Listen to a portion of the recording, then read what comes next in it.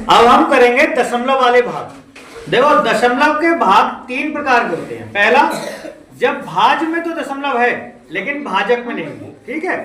तो 3.4 को 2 से भाग करना है। इसको हम ऐसे भी लिख सकते हैं 3.4/2। ये कैसे? अंश बटा हर के रूप में लिख लिया। तो इसको हम ये भी पढ़ सकते हैं, अंश में तो दशमलव है लेकिन हर में नहीं है। तो हम नॉर्मल करेंगे 3.4 और भाग दे रहे हैं 2 से। तो सबसे पहले 2 से पारा पढ़ेंगे यार, एक बार तो आएगा क्योंकि 3 बड़ा है और 4 बड़ा हो जाएगा और 2 छोटा है। तो 2 एकम 2 घटाया 1 बचा। 4 तब उतरेगा जब पहले दशमलव हटेगा। तो जब दशमलव बीच में आ गया तो इस दशमलव को उठा के कहां कर दिया? यहाँ पे। अब दशमलव हट गया। अब इस 4 को हम नीचे उतार लेते हैं। अब 2 का पहाड़ा पढ़ेंगे, या तो 14 आए या 14 से कम आए, ज्यादा ना आए। 2 सत्ते 14 कट गया पूरा। तो इसका भागफल हमारा आया 1.7। पहला हो गया, समझ में आ गया। अब जो भाग कर रहे हैं इसमें भाज्य में दशमलव नहीं है बल्कि भाजक में दशमलव है। तो हम इसको लिखते हैं 15/0.0003 अंश बटे हर के रूप में लिख लिया। अच्छा, ऊपर तो दशमलव नहीं है ना?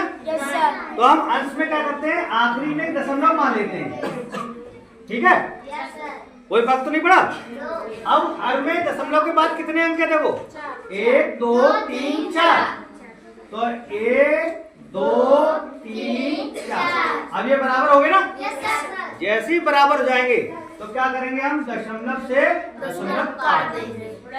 जैसे ही दशमलव से दशमलव काट गया, अब ये हो गया 1 5 1 2 3 4 1 2 3 4 बटा।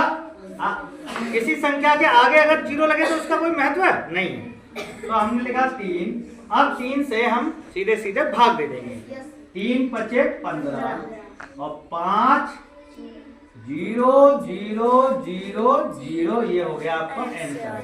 मतलब 15 को 0.0003 से भाग करेंगे तो कितना आएगा? 50,000 आएगा। सरल है ना? देखो जो अगला भाग करेंगे इसमें भाज्य में और भाजक में दोनों में दशमलव है, ठीक है।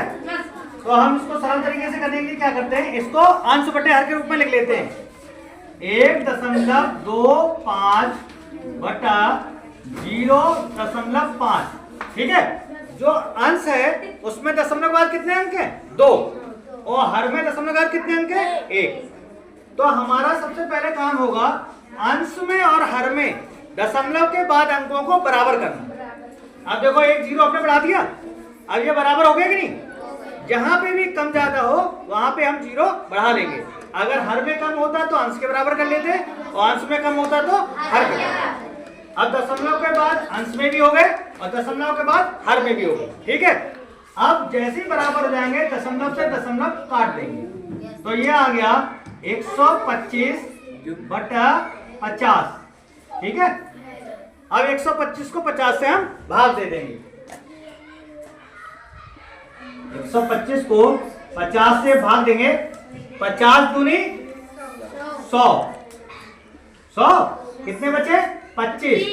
अब 25 तो जाएंगे नहीं, छोटा है। तो क्या करेंगे? दशमलव लगाया, 1 0 बढ़ा दिया। कितने बार जाएगा? 0 से अगर 0 काट दो 25 25 कितने बार जाएगा? 5 बार। 50 का 5 बार पहाड़ा पड़ेंगे तो 250 आएगा। और ये घटा के देखा तो क्या हुआ? कट गया, ठीक है। समझ में आ गया? इस तरीके कोई भी भाग होंगे दशमलव वाले किसी भी भागों को आसानी से कर लोगे। अच्छा, आप दशमलव वाले भाग कर लोगे? समझ में आ गया? सरल लग रहे हैं? चलो ताली बजाओ इसी बात पे।